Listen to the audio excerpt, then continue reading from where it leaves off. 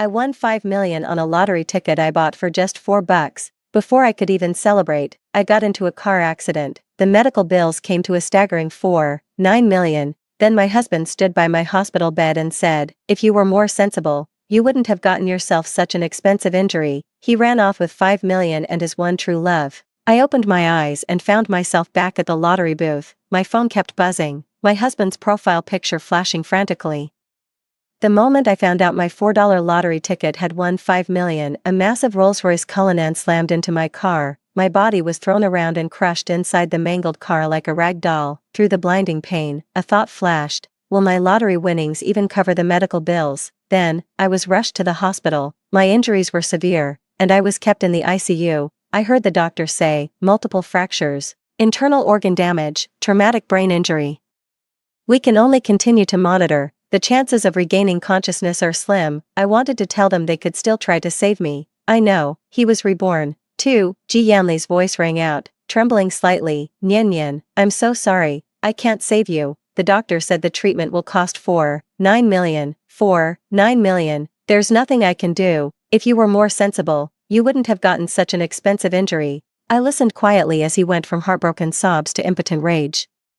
He's always been like this, adept at shifting the blame for his own incompetence onto others. But, my lottery ticket is worth 5 million, that's right, he doesn't know I won the lottery. I want to tell him the ticket is in the drawer in my room, to go and cash it in, but no matter how hard I try, I can't make a single sound. Just as I was silently wrestling with myself, a coquettish female voice sounded in the room again. "Are you done yet, Ayen?" I pricked up my ears. That voice sounded somewhat familiar. "What are you crying for? She's the one who drove carelessly and crashed into someone. Even the traffic police said she's fully at fault. Luckily, the other party wasn't badly hurt and isn't making a fuss about it, but I couldn't bring myself to say it. Look at her condition. Even if we spent every last penny, she wouldn't get better. We need money for everything. Why waste it on someone who's already a lost cause? Alright, let's go. We're going to miss our flight." After a long moment, I felt a hand gently touch my face, a man's hand, trembling. "Nian Nian, I'm sorry, please don't blame me." The sound of their breathing faded into the distance and vanished beyond the door. A profound silence filled the room, broken only by the cold, mechanical drip, drip, of the monitor. "It seems I'm not going to make it." A deep sense of resentment washed over me. A lifetime of good luck, and in the end, someone else got the benefit. If I could do it all over again, I'd never buy another lottery ticket. Yeah, right. Having been reborn, I walked into the same lottery shop at the exact same time. That lottery ticket worth 5 million is back in my hands. This time, I'm taking back everything that's rightfully mine. I sat at the bus stop across from the lottery outlet, spinning that lucky ticket between my fingers. The phone in my bag kept vibrating. I pulled out my phone. And Ji Yanli's profile picture was flashing frantically on the screen. This was the 13th call he'd made to me. In my past life, around this time, we had already stopped talking much. I'm so furious. After countless arguments, cold wars, and his mother pouring fuel on the fire, our marriage had finally reached a point of no return. I was on my way to the Civil Affairs Bureau to finalize the divorce when that car accident happened. And now, of all times, him calling me 13 times in a row is downright suspicious. I gave a wry smile and answered the call. "Nian Nian," he sounded relieved, yet with a hint of reproach. "Why haven't you been answering your phone?" I picked up the lottery ticket and held it to the light. "Do I need a reason not to answer your calls?" He was taken aback for a moment, then asked, "Where are you?" I replied nonchalantly. "Get to the point," he said in a very gentle tone. "It's been a long time since we've had a meal together. How about coming home for dinner tonight? I'll make sweet and sour pork ribs for you. You love those, don't you? Well, isn't that something, Mr. G, who hasn't set foot in the kitchen since we got married, is actually going to cook for me. So, you're aiming quite high, aren't you?" I curled my lips in a mocking smirk and said nothing. Ji Yanli was unusually patient today. "Where are you now? Let me come pick you up." "Okay, Nanhu Road." "Not Sishui Bay?" he asked quickly. I narrowed my eyes. "What Sishui Bay?" He coughed a couple of times, as if to cover something up. "It's nothing. I just saw someone who looked a lot like you over at Sishui Bay." I looked around warily. "What were you doing at Sishui Bay?" "Just finished a client meeting, heading back to the office now." Ji Yanli's voice softened, returning to its usual calm. "I thought you might be nearby. Could have given you a ride back." I replied flatly, "No need.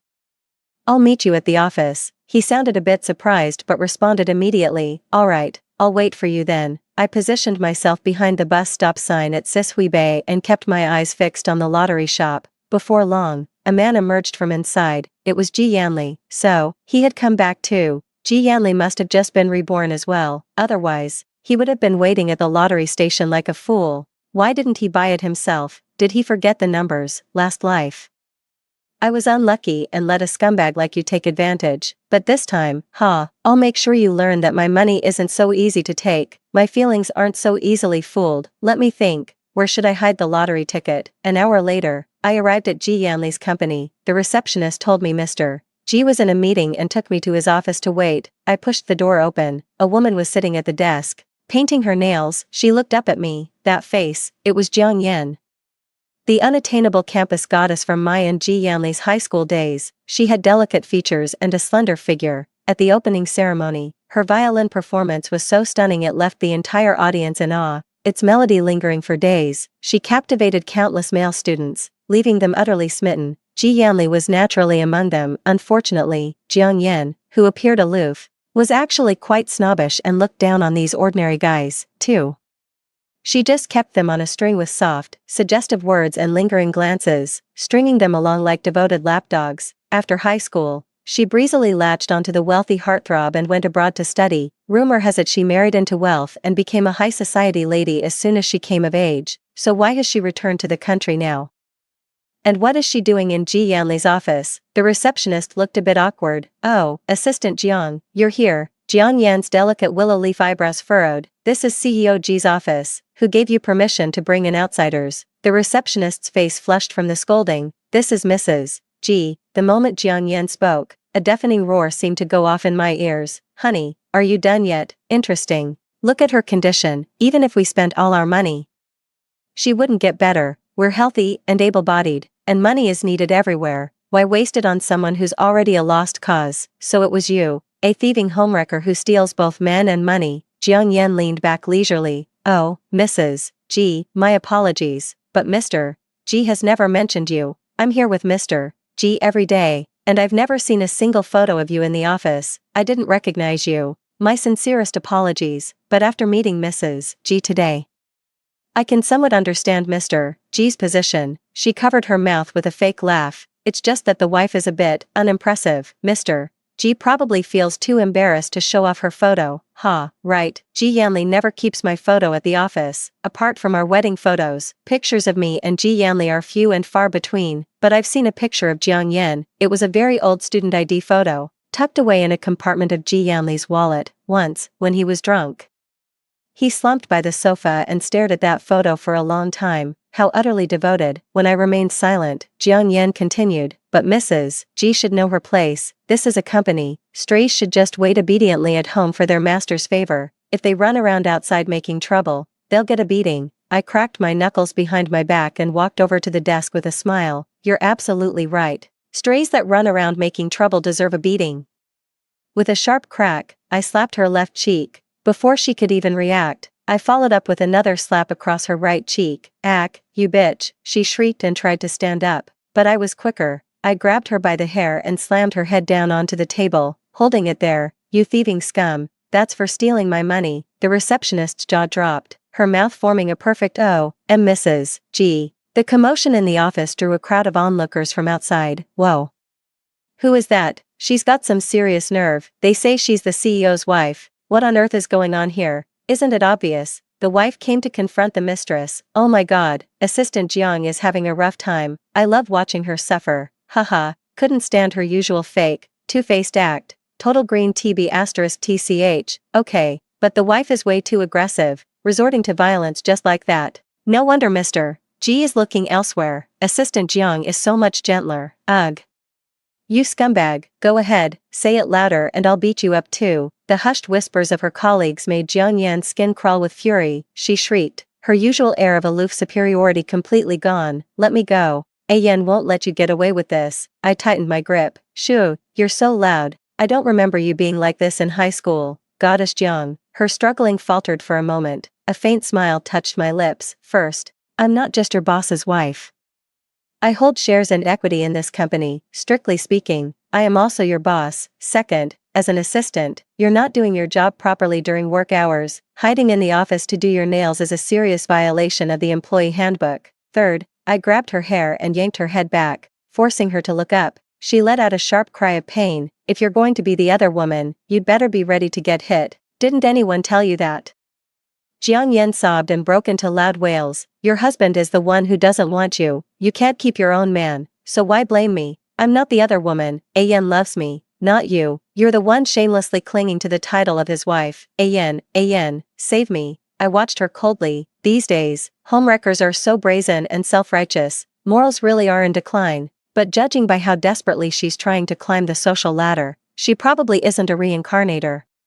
Otherwise, they'd at least have waited until the 5 million was in hand before trying to force me out. Jiang Yan struggled violently, and a jade pendant hanging from a red cord fell from her chest. My breath caught, and I tore the pendant off in one swift motion. The jade's body was ink black, lustrous yet subtly reserved. The jade is carved with a majestic tiger, a soft and adorable sheep, and an elegant, mysterious snake. It's a jade pendant my father left me when I was a child. My family went to a temple to pray, and my father saw it there. Coincidentally, the jade is engraved with the zodiac animals of our entire family. My father felt this jade was meant for our family, so he brought it home and wore it ever since, believing it would protect us all. Sadly, both my parents passed away one after the other during my high school years, and the jade was left to me. Later, after I married Ji Yanli, he had a minor accident while on a business trip, so I gave the jade to him. I can't help but laugh. When I married him, I was an orphan with nothing to offer, yet he gave me a home. All I ever wanted was for him to be safe and sound. 3. But now, this jade pendant is worn by another woman. A sour ache swelled in my chest, and my gaze turned icy. Just then, the sound of urgent footsteps approached from a distance. What is the meaning of this? Ji Yanli strode into the office, his brow furrowed. He glanced at Jiang Yan before turning a displeased look toward me. I let out a soft, derisive snort. Jiang Yan instantly turned fragile and delicate, a complete contrast to the madwoman she had been just moments before. Ayan, Jiang Yan sobbed pitifully. Ayan, she said she's your wife. She hit me as soon as she arrived, and called me the other woman. Ayan, you said I wasn't the other woman. It hurts. Make her let go of me. Ji Yanli's face darkened. Shin Nianji, let her go. You just started hitting someone without even knowing the facts. Look at what you've become. I stared him down. What do I look like? I look like the rightful wife confronting the other woman. Of course, Ji Yanli faltered, his tone softening. Don't get the wrong idea, she's just my assistant. I held up the jade pendant. Oh, so you're saying Miss Jiang is a thief? I suppose a husband wouldn't give his wife's belongings to his assistant, would he? Startled by the sight of the pendant, Ji Yanli lowered his eyes, a flicker of guilt in his expression. Jiang Yan gazed at Ji Yanli with sorrowful, tear-filled eyes, a pitiful sight that tugged at the heartstrings. Ayan, tell her, it was you who gave it to me. You said this jade has been worn for many years, it's imbued with spiritual energy and can protect me. You said your wife wouldn't get angry, that she's an orphan and wouldn't dare to divorce you. Shut your mouth, Ji Yanli shouted at Jiang Yan. Oh, now I remember. With a grim expression, he walked over to me and grabbed my arm. Let go first, don't make a scene, he said in a low voice. I'll explain everything when we get back. I stared at him coldly. Take your hand off me. He paused, then growled in a low voice. Shin Nianji, don't push your luck. I stared right back at him. Go ahead. See if this orphan gives you the time of day. Ji Yanli tightened his grip on my hand. I met his gaze, refusing to back down. A few seconds later, he slowly released his hold. Ha, what a coward. I knew it. He wouldn't dare cross me until he got his money. Jiang Yan started sobbing again. Her face was still as beautiful as ever, but beneath that false facade lies nothing but selfishness, greed, and venom. I sneered. Back when Goddess Jiang married into wealth, she must have had an entourage at her beck and call. Now look at her, holed up in some small-time boss's office painting her nails. The twists and turns of fate are truly unpredictable. Ji Yanli's expression shifted repeatedly, his lips quivering. But Jiang Yan, after all your time in high society, your taste is still so appalling. I picked up Jiang Yan's nail polish and slowly poured it over her hair. Your nails are truly hideous. With a face like thunder, Ji Yanli pulled me into the car. Then he drove to the supermarket. I was a bit surprised, but then I remembered he'd said he was cooking dinner at home tonight. As we pushed the shopping cart and picked out ingredients, he seemed to calm down a little. I trailed behind listlessly, not saying a word. By the time we got home, he seemed to have completely recovered, reverting to his usual gentle and refined self. he really knows how to roll with the punches. I sat down. The table was laden with a feast: kung pao chicken, stir-fried lettuce, a soup of white beach mushrooms and loofah, and the sweet and sour spare ribs he learned to make from my mom. Ji Yanli sat across from me, his gaze gentle, his features indistinct. I can't remember the last time he cooked a meal. We've known each other since we were kids. His father was always busy with work, and his mother loved playing mahjong, so he was a frequent guest at my family's dinner table. My mom's sweet and sour pork ribs were legendary.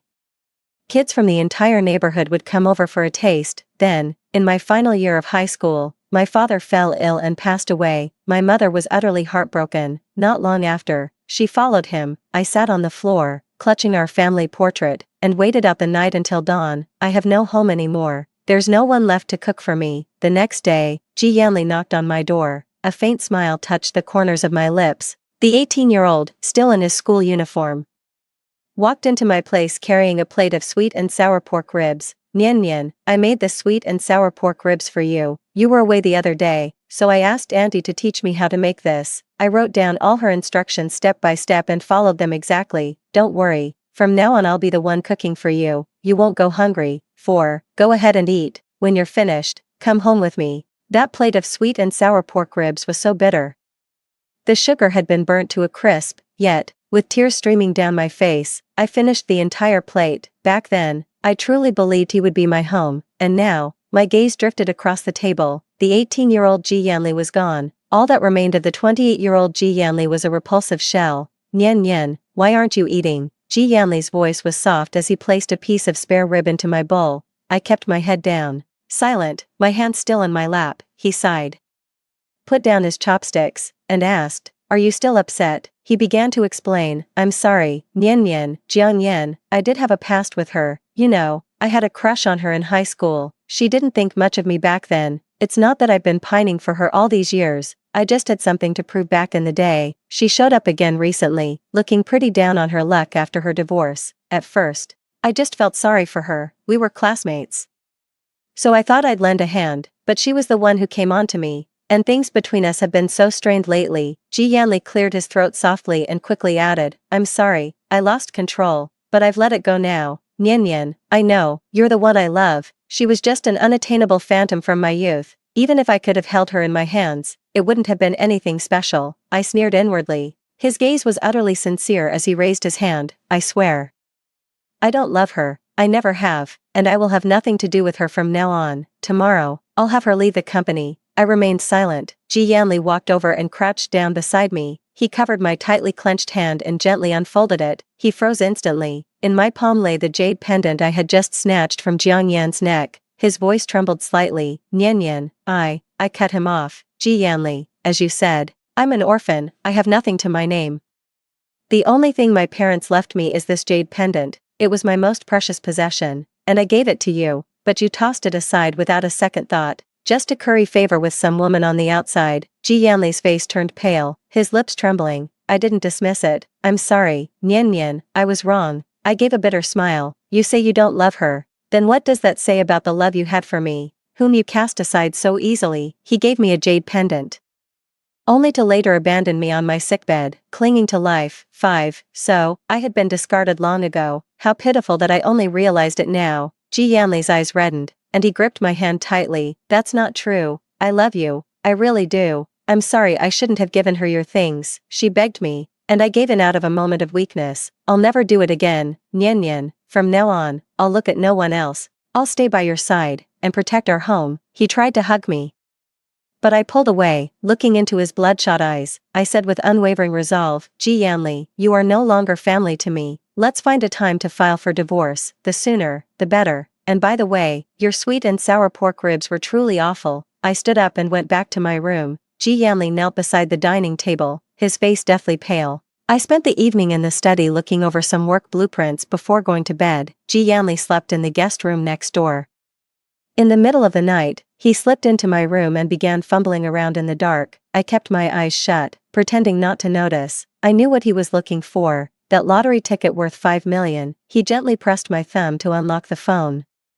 He took it outside, scrolled through it for a while, then put it back and quietly slipped away. I opened my phone and cleared the background apps. Just as I thought, he went through my bills. He confirmed I bought a lottery ticket today, but he couldn't find it. Of course he couldn't. I hid the ticket inside the computer tower while I was in the study. I was pressed for time today, so I just brought it back for now. It's not safe at home. He'd definitely go through my things when I'm not around. I need to find a secure place. I turned off my phone and lay back down. Oh, spare me the reformed bad boy act. It's all about the money, isn't it? He started his own business a couple of years ago. The company is stable, growing, and quite profitable. So why is he short on cash? Is keeping a high society mistress burning through his funds? In short, I need to get a divorce quickly. The next day was Sunday, and I had planned to sleep in. Ji Yanli said he would take me to the cemetery to pay respects to my father. He looked perfectly composed, as if nothing had happened the day before. His mother hadn't been sleeping well for days, constantly dreaming of his father. His parents didn't get along when they were alive, so his mother couldn't be bothered to make the trip herself. She urged us to go burn some joss paper for the old man to appease his spirit. I was going to refuse, but after a moment's thought, I agreed. My parents are in the same cemetery, so it's a good chance to visit them. When we reached his father's grave, he arranged the fruit, flowers, and the wine his father used to enjoy. I lit a small fire and began feeding stacks of joss paper into the flames. Ji Yanli looked at me, a touch of nostalgia in his eyes. My father always liked you, he said, every time you came over. He'd dip into his secret stash of cash to buy you treats on the sly. I murmured, yeah, I remember. In the entire Ji family, the one who treated me the best wasn't Ji Yanli, but Uncle Ji. Ji Yanli crouched down to help burn the offerings. When your family had that crisis during our senior year of high school, it was my dad who insisted on bringing you to our home to take care of you. My mom wasn't exactly on board with the idea at the time. I gave a faint, knowing smile. His mother wasn't just unwilling. She was vehemently opposed to it. Their family was of modest means, and his mother was unwilling to raise another family's child. His father, however, was adamant. For the first time, this meek, henpecked man stood up so fiercely to his domineering wife. During that period, their home was in constant, chaotic uproar. His mother was at home, crying and making a scene, while his father remained stubbornly silent, digging in his heels with a lifetime's worth of obstinacy, thinking of the past. I said quietly, I must have caused your family a lot of trouble back then. Ji Yanli waved his hand dismissively. My father is a sentimental man. After being neighbors for over a decade, he wouldn't just abandon you. Besides, he always wanted a daughter, a wish that went unfulfilled his entire life. He thought of you as his own daughter. Uncle Ji smiled kindly at me from the headstone, and my eyes grew moist. I know, I said, if it weren't for your father, I never would have made it to university. Your mother always thought my tuition money came from my parents' savings. Truth is, my parents' savings were completely drained by the medical bills. It was your father who secretly helped me out. Ji Yanli was visibly moved. He didn't dote on you for nothing. When he passed away, our family had just moved into a new house. We didn't even have the money for his burial plot. It was you who spent all your savings from those years of work to buy this burial plot for him. I know you were originally saving that money to buy a plot for your own parents. Your parents' ashes are still being kept at the columbarium. You've done more than I ever did as a son. I fell silent, focusing on burning the joss paper. Uncle G was a good man, and I never let him down, but his son did me wrong. I know he wanted me to live a good life with Ji Yanli, but I can't do it anymore. I'm sorry, Uncle G. Ji Yanli continued, Nyan Nyan, I found a joint burial plot nearby. The feng shui is excellent. I'll take you to see it in a bit. If you approve, we'll secure it and pick a day to inter our parents' ashes. I said flatly, don't worry about it. I'll buy my parents' burial plot. Just tell me when to go and file for divorce. He paused, then spoke with difficulty. Nyan Nyan, I don't want a divorce. I really don't. Give me another chance. Dad is watching us. He wants us to be okay too. Before I could say a word, his phone rang. He pulled out his phone, and his expression shifted uncomfortably. Nyan Nyan, something's come up at work. I need to take this call. Wait for me. I'll be right back. With that, he hurried off. A mocking smirk tugged at the corner of my mouth. Ha, it's Sunday. There's no one at the office. 6. Ji Yanli's lies are getting lazier by the day. I turned back. 11. After burning the paper offerings in my hands, I bowed to the headstone and then went to the adjacent columbarium. My parents' urns are kept in two small, adjacent niches.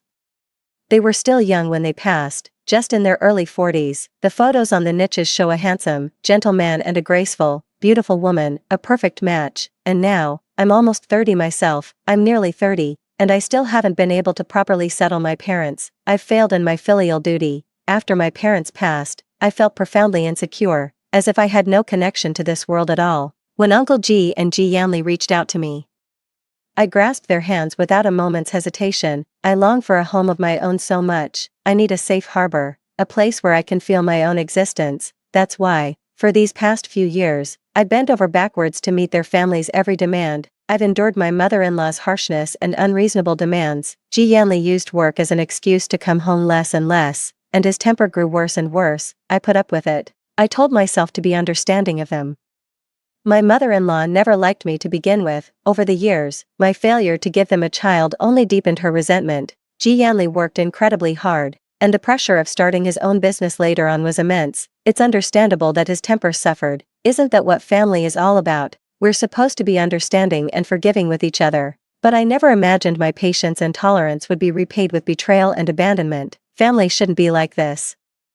I was wrong. I shouldn't have placed my sense of security in someone else's hands. I was too weak. But fate gave me a second chance. Perhaps it was Mom and Dad watching over me from above, unable to bear the thought of my tragic death in my past life. They pleaded for a second chance for me. This time, I'm going to live my life to the fullest. By the time Ji Yanli returned from his phone call, I had already made my way back to Uncle G's gravesite. He seemed somewhat troubled, forcing a smile as he told me I could leave. Just before leaving, he remembered and asked me, should we go visit Mom and Dad at the columbarium? It's been a long time since I last saw them. No need, I said, pulling out a wet wipe to clean my hands. We're getting a divorce. Besides, they probably wouldn't want to see you either. Ji Yanli's expression darkened. I asked again when we were going to file for divorce. He dodged the question. It seems he's not going to agree willingly. I need to find a way to pressure him. 12. The next day was Monday, and I went to work bright and early. To my surprise, I got chewed out the moment I arrived. The new hire who got the job through connections was standing by, smirking. I see. So they're clearing the deck for the new hire with connections, and I'm the one getting the shaft. I let out a cold laugh. I pulled out the video I'd accidentally taken of the new special hire and the boss getting busy in his office, and then I happily received my 2N severance package. The gag order fee. I went home in high spirits. The moment I updated my resume, an HR recruiter contacted me for an interview. It turned out to be Lynn's Jewelry, a major domestic jewelry conglomerate. I'm feeling a bit emotional. Jewelry design has always been my dream. But the steep tuition fees made it an unrealistic path for an 18-year-old like me. I didn't give up, though. Throughout university, I kept at it, unofficially sitting in on jewelry design classes for 4 years. After graduation, lacking a formal degree in the field, I could only find work designing accessories at some small companies. However, I've been designing jewelry as a side pursuit and have built up a substantial portfolio with many samples. It seems my efforts have paid off. After speaking with HR for a while, they mentioned the boss was very interested in my portfolio and wants to schedule an interview as soon as possible. I was delighted and confirmed the interview for tomorrow. I was just about to get my portfolio ideas and sample case in order when Ji Yanli's mother called. I frowned and answered. Her shrill voice pierced my eardrum. Why did it take you so long to answer? Why hasn't this month's allowance been transferred yet? Ha. So that's what this is about. She's here for money, because she supported me with living and school expenses back then. She's always felt I owe her family and demands I give her money every month. Even after I got married and my husband, Ji Yanli, started a successful business, she still insisted on squeezing a living allowance out of me. To put it bluntly, she's just exploiting and controlling me. She resents me for the financial burden I brought on their family back then. For the arguments my father-in-law had with her over me, for her son's decision to marry me, and most of all, for not giving them a grandchild. In my past life, I treated her like family. No matter how unreasonable and overbearing she was, I always held back and endured it. Now, I just sneer. The one who showed me kindness was her husband, the one who wronged me was her son. What the hell is she, anyway? I just came out with it. I have no money. I got fired. What? The shrill shriek was practically ear-splitting. Fired, you useless thing. You can't do anything right. After all the years I fed and clothed you, and now you have to rely on my son to support you. I held the phone away from my ear. I got fired because of you. You know, my mother-in-law exclaimed in agitation. Because of me? What does this have to do with me? I started counting on my fingers. Last month, you had a cold and insisted I take you to the hospital. 7. The week before that, you said your back hurt and made me take you for a massage. Last week, for your trip, You absolutely had to have me drive you to the airport and wouldn't even let me call you a cab. It's because of all your demands and my constant need to take time off that the company let me go." The mother-in-law choked back her words for a moment, then shouted, "It's your duty to look after me. What's wrong with asking you to do a few things? Hailing a car costs money, doesn't it, you spendthrift?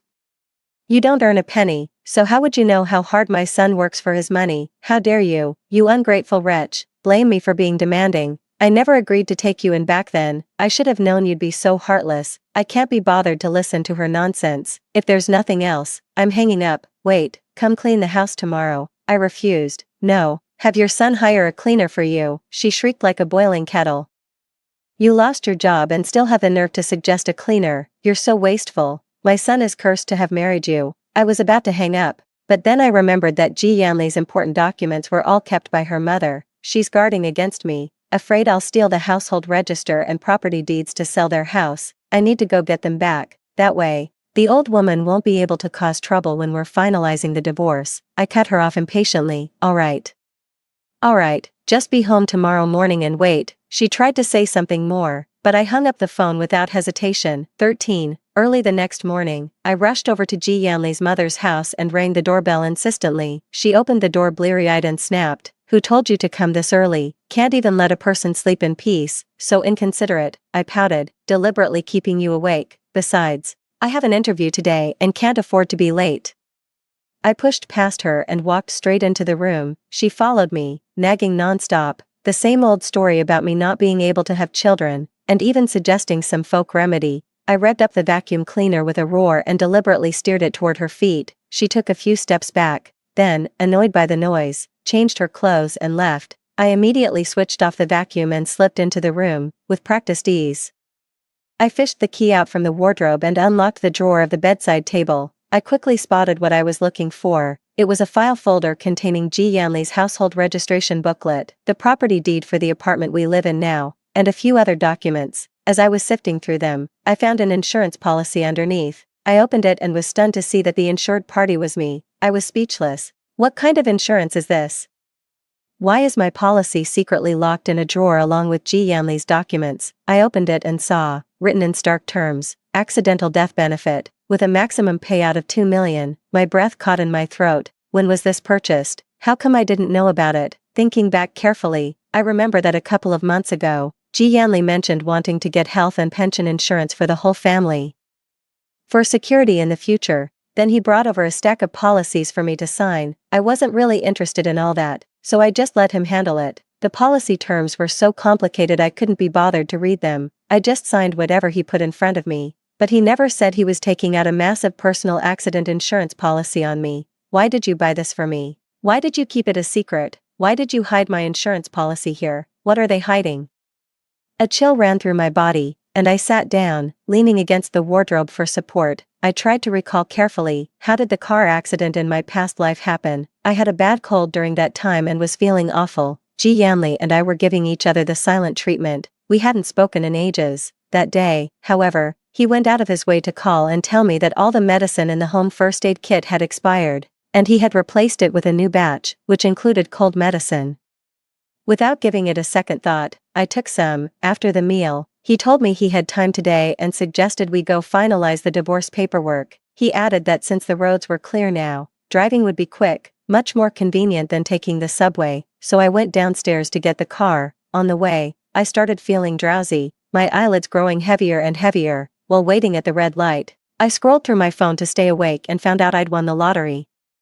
Even that huge shock didn't snap me out of it. I kept driving in a daze, and then, the crash happened. I remember, they said I was fully at fault, so it wasn't the other driver who hit me, it was me, driving while out of my mind, who crashed into them. I clutched the insurance policy in a death grip. It was after taking the medicine Ji Yanli bought that I lost my senses. He deliberately led me to drive at that moment. He wanted me dead, all for that 2 million. I closed my eyes, a chill settling in my heart. My hands were shaking so badly I could barely hold on to those few pages. This is my husband. This is the family I chose. 8. I thought he was just weak to a woman's temptation and had gotten into financial trouble. I never imagined he would stoop to murder for money. We grew up together, over 20 years of shared history, a human life. None of it was worth more than $2 million to him. A wave of sorrow and indignation washed over me, and tears welled up in my eyes. Suddenly, there was a noise at the front door. Someone was opening the door. I snapped back to reality,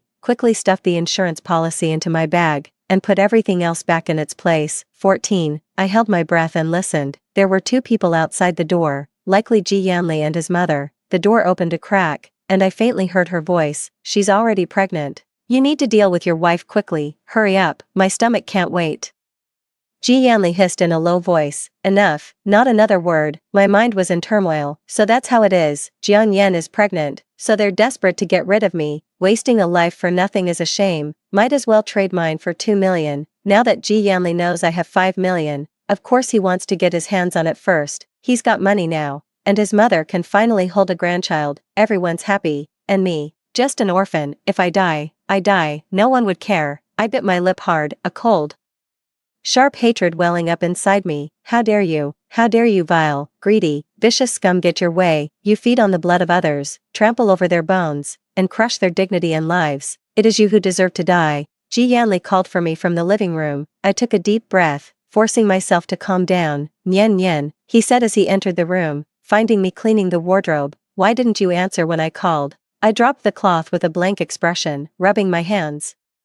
I'm tired. Ji Yanli gently took my hand. You've worked hard. For things like this in the future, just call a housekeeper. I withdrew my hand and said flatly, I have another interview. I should get going. He frowned. You really don't need to push yourself so hard. I'm enough for this household. I ignored him and walked straight out. I had a milk tea outside to calm myself down. The first thing to deal with is still the divorce.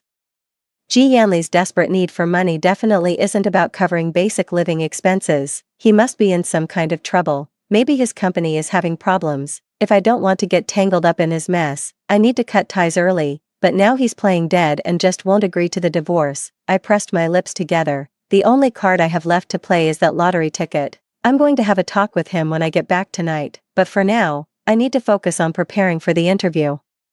I've been sending almost my entire salary from these past few years to that old woman, so I've got practically nothing left. Even though I just received the 2N severance pay, it's just a drop in the bucket. After being laid off and going through a divorce, my financial situation is precarious. And then there's the question of my future career. Today's interview is absolutely critical. 15. The Lin's Jewelry Group occupies an entire, imposing building. The interior is understated yet exudes quality, a clear reflection of the owner's impeccable taste. After checking in, the secretary escorted me to the reception room. To my surprise, the group's owner, Lin Qingshi, was conducting the interview himself. He was tall and carried himself with a quiet, reserved air. His suit was impeccably tailored, and like the building itself, his whole demeanor was one of understated elegance. The more I looked at it, the more familiar it seemed, as if I'd seen it somewhere before, but I just couldn't place it. He sat down and began asking questions. To my surprise, our mindsets and ideas aligned perfectly. The interview went very smoothly. After we finished talking, he said HR would be in touch to discuss the salary. I thought that was the end of it and was about to stand up to say goodbye. He then said, "Hold on. There's a personal matter I'd like to discuss with you." A personal matter? I obediently stayed seated, unable to imagine what personal business a big boss like him could possibly have with me. Lin Qingshi's expression turned a bit awkward, as if he didn't know how to begin. He took a sip of water and said, "Miss Shen, actually, today isn't the first time I've seen you. I've known you for a long time." 16. My brain short-circuited. When did we ever meet? He cleared his throat and looked at me earnestly. Forgive me if this is too forward, but Miss Shen, have you been reborn? I stared at him, utterly thunderstruck. How does he know? What the hell? Don't tell me he's also. Lin Qingshi nodded. That's right. I'm living my second life too. I slumped back into my chair, resting my forehead in my hand with a bitter smile. Good heavens, are you glitching or something? Why is everyone getting reborn these days? I asked him, did you know me in a past life? Because I don't think I know you. Even though he looked familiar when we first met, I'm certain I don't know him. Lin Qingshi touched his nose. That's right. In our past life, you crashed into my car. I bolted upright and stared directly at him. Are you saying, you're my victim? Lin Qingshi chuckled lightly. That's right, Miss Reckless Driver. Long time no see. I was so shocked I was left speechless. Only one thought filled my mind. Oh no. I just hit my boss. 9. Lin Qingshi seemed to know exactly what I was thinking and let out a soft chuckle. Don't be nervous, Miss Shen. the debts from our past life are settled. I won't make you pay for them in this one. I clasped my hands together and raised them above my forehead. Thank you, Mr. Lin, you're magnanimous and kind. May good fortune follow you all your days. Lin Qingshi waved a dismissive hand. It's nothing, really. We looked at each other and couldn't help but burst out laughing. It seems like I've been smiling ever since I met him. Honestly, I haven't been happy at all since I was reborn. I asked him, how badly were you hurt that time? He nodded. I was okay, but you weren't doing so well. I gave a bitter smile. Not so well was an understatement. I was at death's door. I asked, you must have come to see me, right? Is that when you first met me? He looked at me quietly for a few seconds before speaking. I only had minor injuries and was back on my feet in no time. The traffic police determined you were fully at fault. You were unconscious in the ICU, and your mother-in-law was very unhappy with the ruling. She kept making a scene, so I provided some money to settle things and calm her down. I visited you later, and I felt some regret, he said with a smile. I should have given more. You looked utterly miserable.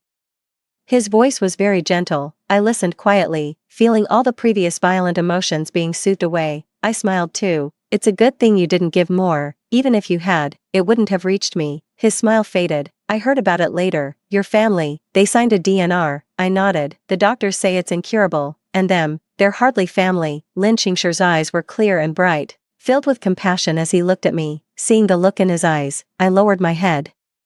Feeling somewhat at a loss, when I spoke again, my words came out in a jumble. It's nothing, really. My parents passed away a long time ago. I'm an orphan. No one would care if I died. If no one's looking out for me, then so be it. Anyway, that's not true. He suddenly cut me off. I looked at him, confused. He said, as soon as I found out your family had stopped the treatment, I came to see you. They've all left, but you're still here. You're still alive, still breathing. The four is still dripping into your veins, and the monitors tracking your vitals are still running. I can see it. You want to live. You haven't given up on yourself. My eyes began to well up with tears. I remembered lying in that hospital bed, feeling abandoned by the entire world. It was like falling endlessly through boundless darkness, that profound loneliness, despair, and the terrifying sense of being consumed. Lin Qingshi had quietly sat down beside me at some point, gently wiping away my tears with his thumb. At that moment, I thought to myself, what a strong girl. If they don't want you, I do. As long as you don't give up, I won't give up on you. What if you get better? What if a miracle happens? Even if there's no miracle, I'll be with you for this last part of the journey. I closed my eyes, and my memories hazily drifted back to my past life. Even during those days when I was drifting through a haze, I wasn't completely numb to everything. Sometimes, it's as if a shadowy figure flickers before my eyes. Sometimes, it's as if I can hear faint whispers by my ear. It's all just too indistinct, so vague that I mistake it for a dream, a hallucination, a final flicker from the subconscious. So it was you, 17. When I opened my eyes and looked at Lin Qing, there was a different kind of emotion in my gaze. His gaze was as gentle as water, his voice soft as if afraid of startling me. After that, you were probably in the hospital for about a month.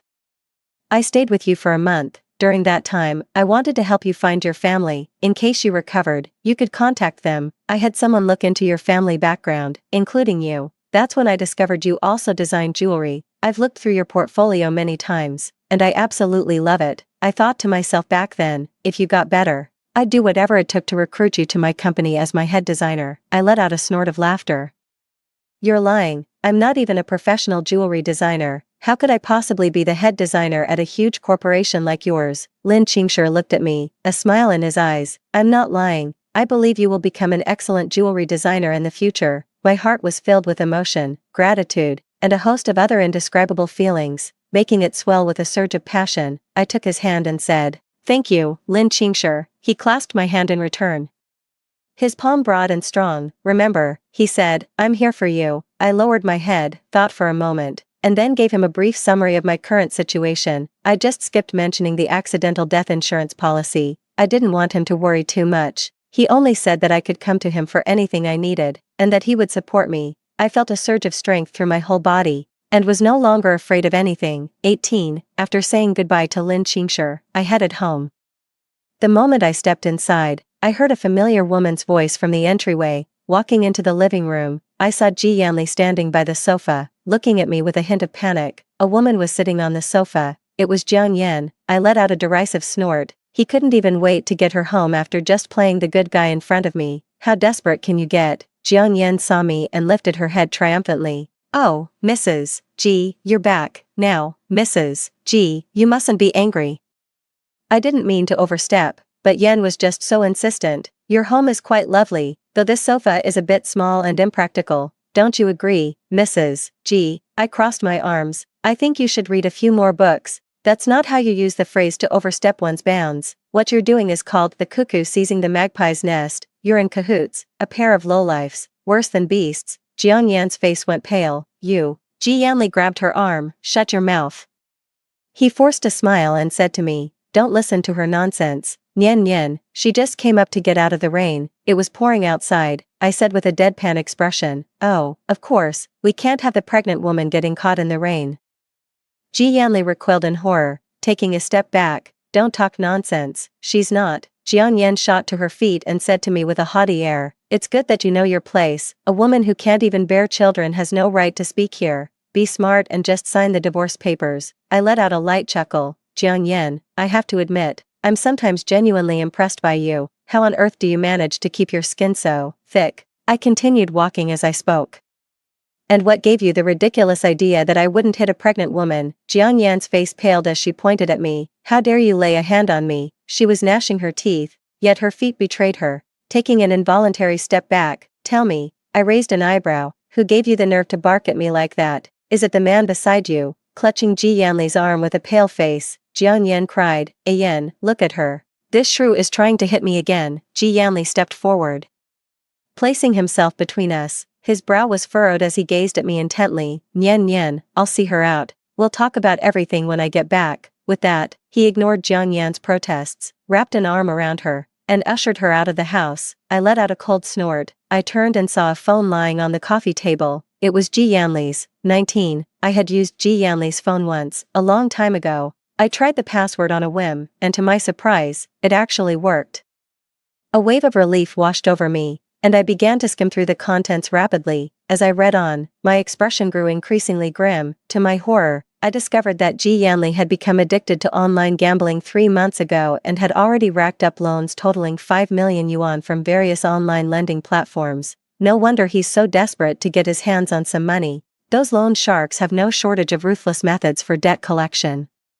Not to mention issues like credit scores and all that. Calculating the time, that car accident in my past life should be about a month from now. He must have been backed into a corner by the loan sharks by then, so he threw me under the bus to settle part of his debt. Ji Yanli, oh Ji Yanli, what were you thinking? Of all the things to get into, you had to pick gambling, cursing his lack of backbone under my breath. I quickly pulled out my phone and snapped photos of his online gambling transfer records and the debt collection messages. Just as I finished photographing the last page, the front door creaked open behind me. I quickly tucked my phone away. Ji Yanli returned, looking utterly exhausted. Spotting the phone on the coffee table, he sank into a chair, dejected. You already know, don't you? I stayed silent. It's not like anyone would believe me if I said I hadn't seen it. He covered his face with one hand and said in anguish, I'm in a lot of debt. Nian Nian, please, you have to help me. I said coldly, how can I help you? I have no money. You have a lottery ticket, he said, removing his hand and staring intently at me. You have a ticket worth 5 million. My heart stirred. What do you mean? He stared at me fixedly. You're back, aren't you? I know it. You're so different now from who you used to be. You've come back. And you're filled with hatred for me. You hate me for not saving you back then, he muttered to himself. But I couldn't have saved you. The doctor said there's no hope for you. I'm buried in debt, with a family to support. I can't save you. Jiang Yan's child. In my past life, my mother pressured me so much, I had no choice but to be with her. I came into this life too late. By the time I returned, she was already pregnant. I can't let her get an abortion. That's my child. Ji Yanli wept, large tears welling up and spilling over. I know I've wronged you, but I have no other choice. Nian Nian, please, you have to help me. Once I've paid off my debts, we'll live a good life together. I'll never gamble again. I'll earn so much money and give you the life you deserve. Once Jiang Yan gives birth, I'll take the baby to my mother to raise. Nothing will come between us. My mother won't give you a hard time anymore. That bitch Jiang Yan, in my past life. She swindled me out of all my money and ran off with someone else. I could never love her. Nian Nian, Ji Yanli knelt before me, tears streaming down his face. You're the only one I've ever loved. 20. I watched coldly as Ji Yanli wept like a child, as if he were the most aggrieved person in the entire world. How utterly pathetic. I spoke up. You can have the lottery ticket, fine, but I want a divorce first. Once I have the divorce papers, the ticket is yours. Ji Yanli paused, his bloodshot eyes turning to me. Why does it have to be a divorce? I don't want to live with the person who tried to kill me, I said, enunciating each word clearly. The insurance policy, the cold medicine, you can't possibly be unaware of what you did. He flinched violently, looking at me with something close to terror. It was as if he had forgotten, and my words jolted the memory back, horrifying even himself with his own actions. I watched as his lips trembled, his whole body shook, and he slowly crumpled to the floor. After a long pause, he spoke in a hoarse voice. Will the lottery ticket really be given to me? I said coldly. You don't have to believe it, if you had a choice. He said nothing more. I added, we'll go to the Civil Affairs Bureau first thing tomorrow morning. I left him alone in the living room and went back to my bedroom. I woke up feeling refreshed and full of energy. The thought of getting divorced today fills me with relief. Stepping out of the room, I found Ji Yanli still sitting on the sofa, but he had clearly cleaned himself up, looking nothing like the wretched mess he was yesterday. Neither of us said a word. We quietly went downstairs, got in the car, drove to the Civil Affairs Bureau, and went through the procedures. The staff informed us that we could collect our divorce certificates after the mandatory 30-day cooling-off period. After finishing the paperwork, we stood at the entrance of the Civil Affairs Bureau. Ji Yanli spoke his first words of the day, his voice hoarse and strained. Nian, do you really not want me anymore? That's right, I don't want you anymore. I'm leaving it all behind, the years we grew up together, the flutters of youth, the companionship that saw us through loss, all of it, I said flatly. I'll move out tonight. 21, after packing a few essentials, I checked into a hotel. The divorce proceedings were on hold for now. All that was left to do was wait. I need to get my life in order during this period. I soon received and accepted a job offer from the Lin Group. The new team turned out to be a perfect fit. We worked together seamlessly, and I grew by leaps and bounds. Every day felt incredibly fulfilling. Upon learning I was staying in a hotel, Lin Qingshi offered me a place to stay. The apartment is in a youth complex near the office, making the commute very convenient. I moved in without much hesitation. Even though we'd just met, it felt like we'd known each other for a long time. I felt my heart open to him completely, with absolute trust. It wasn't until after I moved in that I realized Lin Qingshi lived right across from me. I always assumed big bosses like him would live in fancy suburban mansions. He said he's always lived in an apartment for the sake of convenience to work. Yeah, I might have actually believed him if I hadn't taken time off work to grab a USB drive and seen the movers hauling load after load into the apartment opposite mine. Oh, how foolish. On the first weekend off, I asked Lin Qingshi to accompany me to cancel that accidental injury insurance policy. The moment he saw that accidental death benefit policy, he understood everything. His hand immediately grasped mine. Holding it tightly, the usually gentle person suddenly radiated a sharp, formidable aura. His clear, gentle gaze locked onto me, his eyes filled with heartache and lingering fear. I was the one who reached out and hugged him. He held me even tighter in return. Nian, I like you. He smiled. You already knew, didn't you? I smiled to myself. How could I not have known? With eyes that clear, nothing could be hidden. Wait a little longer, I said to him. Let me make a clean break from the past, and then we can be together properly. Then tell me first, do you like me? He insisted on an answer. How could I not? That Lin Qingshi, who waited for a miracle for me, the Lin Qingshi who walked the final stretch of the road with me, the Lin Qingshi who was always on the same wavelength as me, the Lin Qingshi who believed I would become the chief jewelry designer, the Lin Qingshi who liked me even before I knew him. You're my absolute favorite person in the whole world. 22. As the days went by, my once turbulent life settled into a peaceful and fulfilling routine. If I hadn't run into Ji Yanli's mother and Jiang Yan at the supermarket with Lin Qingshi today, I would have almost forgotten those two troublesome people were still part of my life. My former mother-in-law dragged a visibly pregnant Jiang Yan right up to me. Jiang Yan, still shaken from my previous blows and mindful of her pregnancy, could only glare at me with pure hatred, not daring to come any closer.